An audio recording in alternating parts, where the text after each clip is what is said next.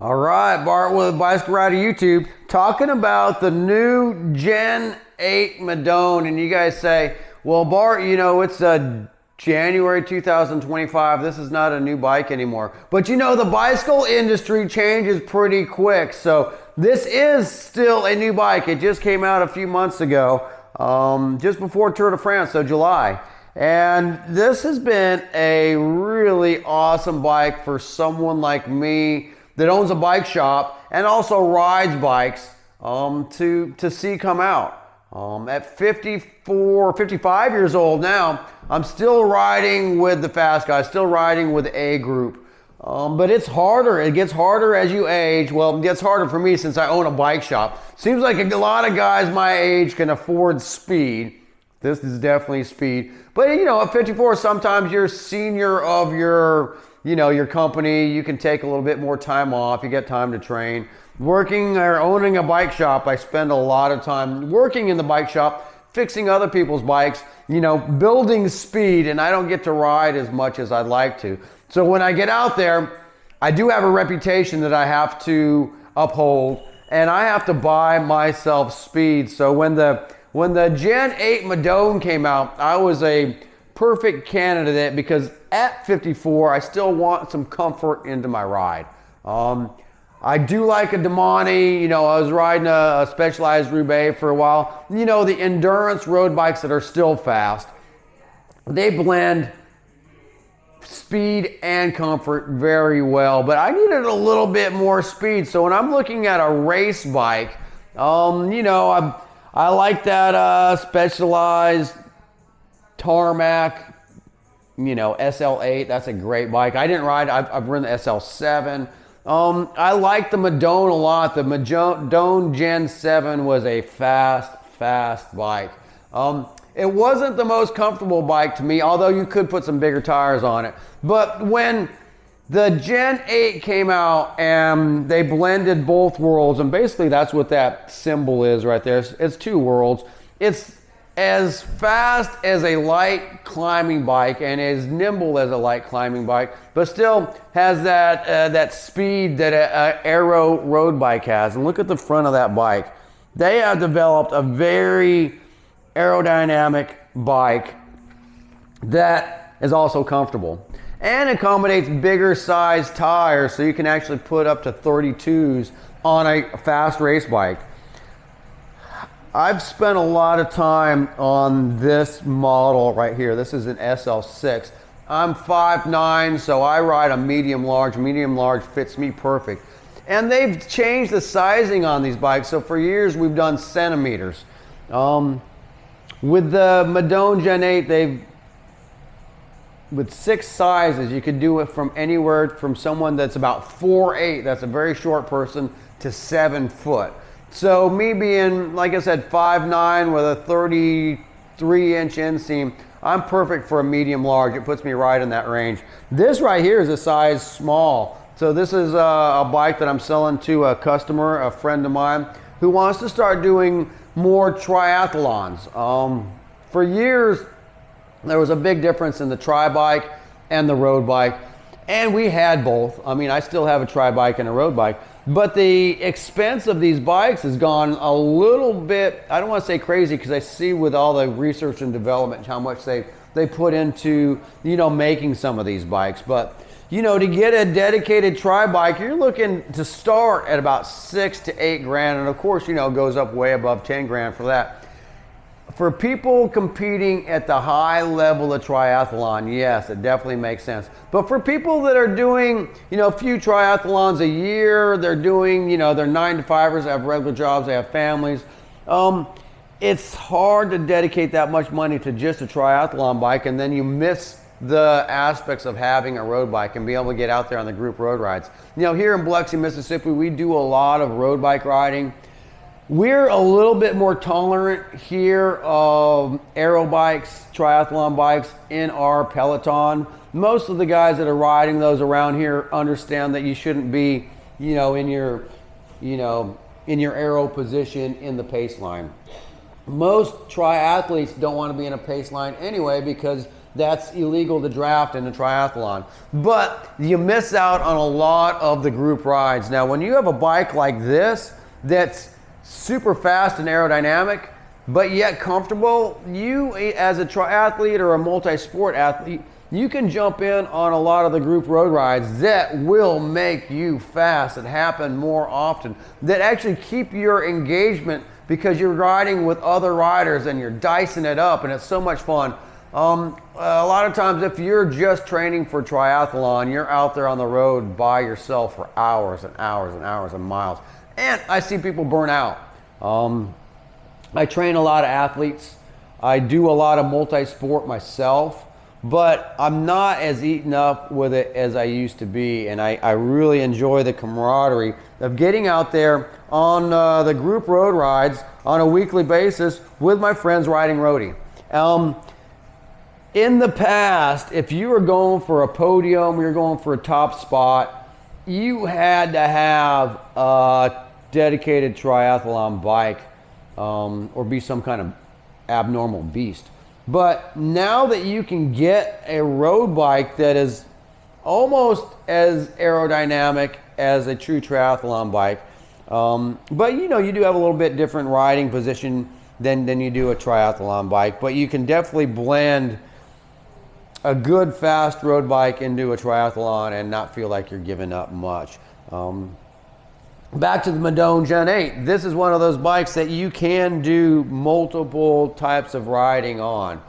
If you want to jump in with your local group ride, you know, those always turn into a race. It's nice when you can put less watts into your pedaling and still be just as fast. And that's what the Gen 8 Madone has done. They've really done a fantastic job of making a aerodynamic frame, and they've done that through, you know, multiple frame shapes. You can see, and then they've made it a little square right here towards the bottom bracket, so it keeps it nice and stiff. And this is a spot that you don't have to have as aero as it used to be, because now they've got the aero water bottles that make this one continuous foil. There's something to be said about the speed of an aero bike, just like the Madone Gen 7 was super fast. But like I said, for a guy that was 54, it wasn't as comfortable. I do own a bike shop, so after the ride, I don't just get to hop in my van and go home. I'm usually that guy out there talking to the other riders, answering questions, talking to them about bikes, and being social for a little bit. It's a lot harder when your neck is hurting and you feel like going home and taking a nap. A lot of our rides happen on Saturday, so right after the Saturday ride, I'm here at the bike shop working all day. I need a bit of comfort. And on this bike, this is the SL6 model of this bike, OCLV 500. You can get the SLR and the OCLV 900, which is a little bit stiffer and a little bit lighter.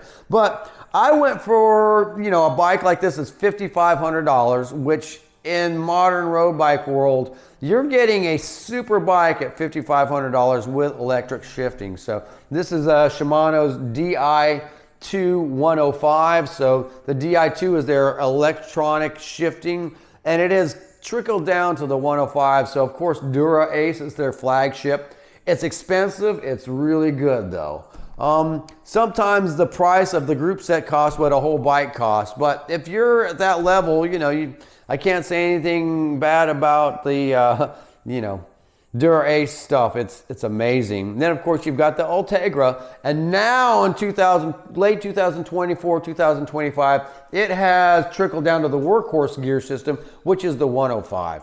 On this bike, it comes stock with a 50-34, so the big chain rings of 50, the small chain rings of 34, and on the back you've got 11-34. So it's quite a wide gear range. Like I said, I ride at a high level, and this gear range did not hamper me. It seemed like the shift patterns were just fine. I ride in multiple group rides, not only in this region, but in other regions. So down here in coastal Mississippi, it's lumpy.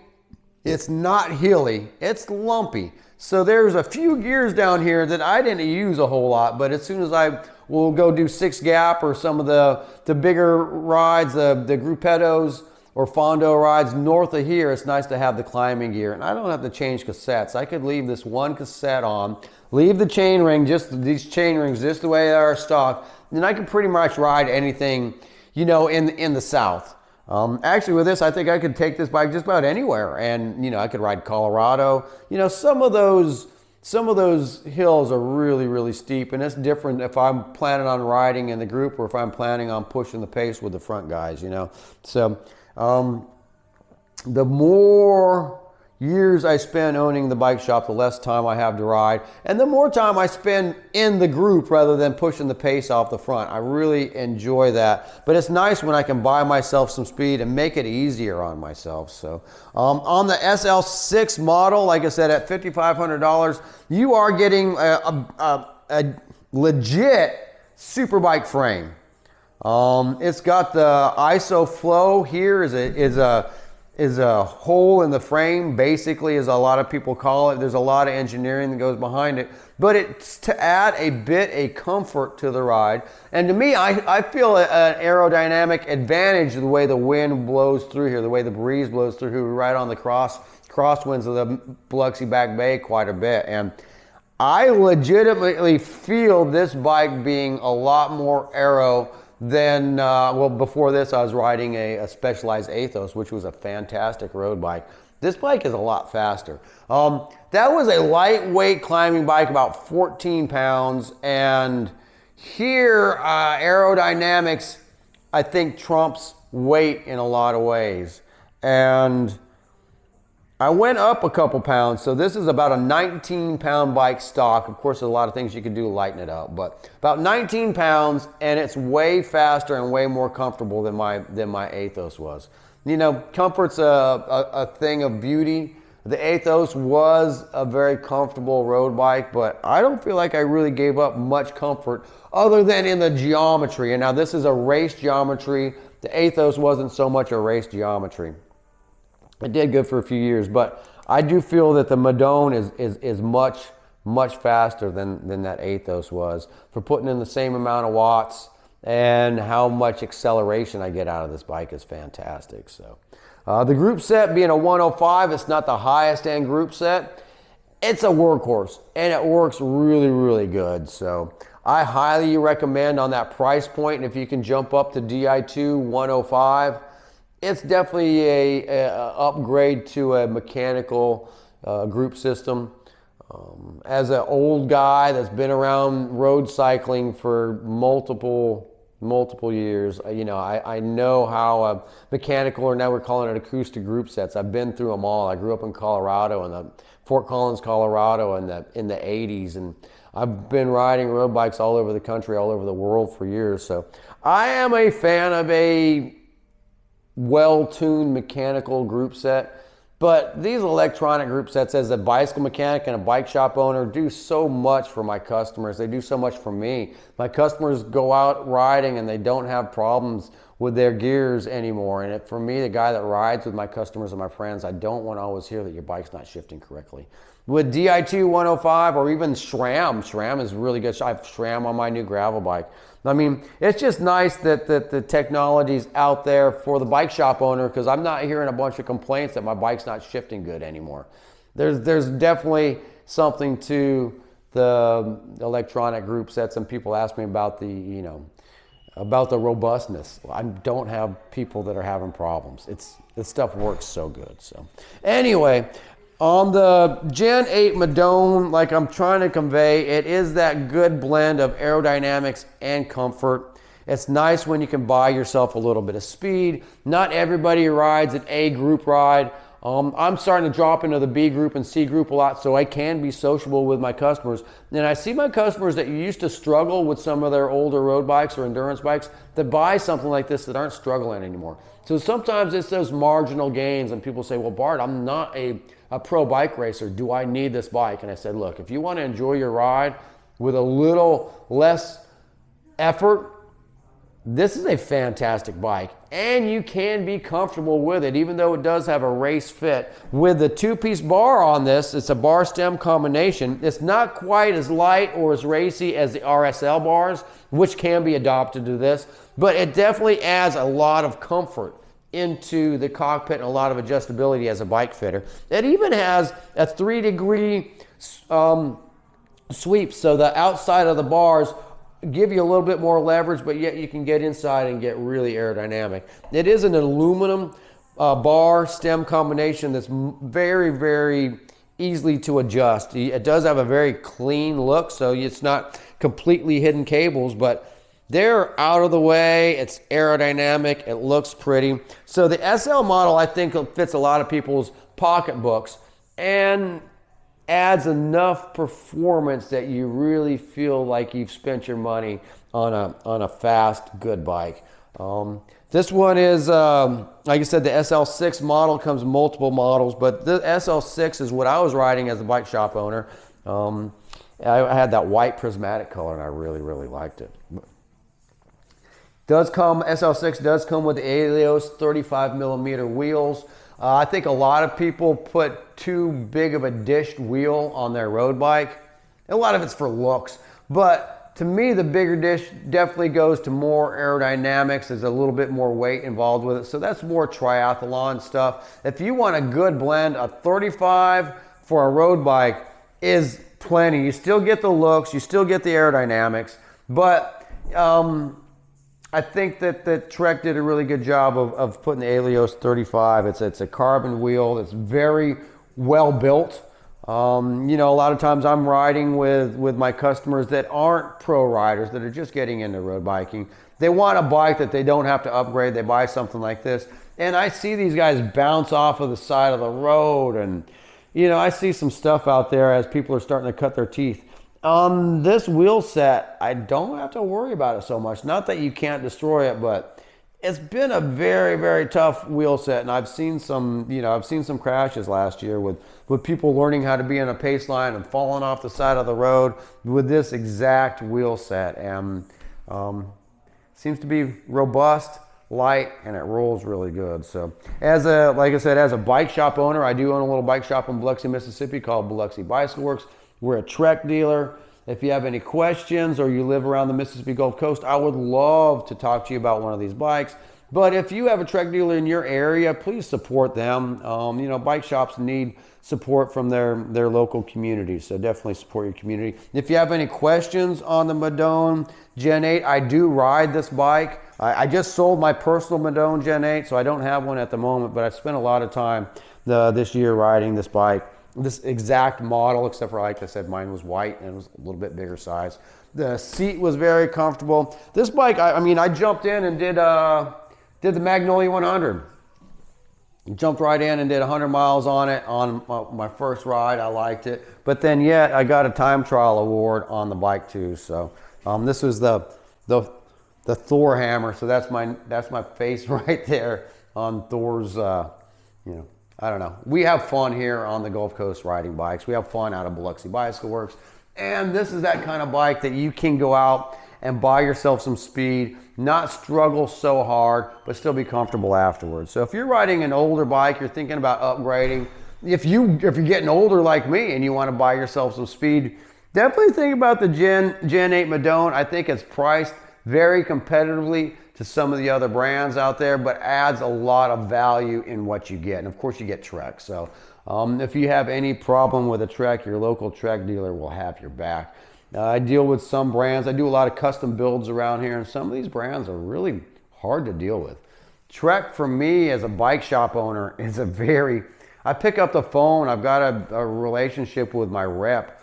He's worked for Trek for several years, and if for some reason he doesn't answer the phone, I can call up Trek myself, and I can ask technical questions. I can look for service bulletins. They give us a lot of information when we build this bike. And my mechanics, everybody in a Trek shop goes to Trek University, and we're well versed in how to make this bike perform for you, the end user, so much better than some of the other brands that I've dealt with in the past. So, Trek Gen 8 Madone is a fantastic road bike. If you're worried that it's too aggressive, talk to your local bike fitter first. But I find that most people of multiple different levels can get comfortable on this bike, and that's important because you can buy speed, but comfort is something that's harder to buy. But when you can blend those two, speed and comfort, and get it into a bike at this price point with this kind of componentry, you've got yourself a winner. You've got something that you could ride for years and years and years. And the modern geometry of these bikes really does help in the handling characteristics. This bike climbs like a billy goat, but yet it's so fast on the flats. I really can't say enough good about the Madone Gen 8. The SL models are affordable. SLR if you need a little higher performance.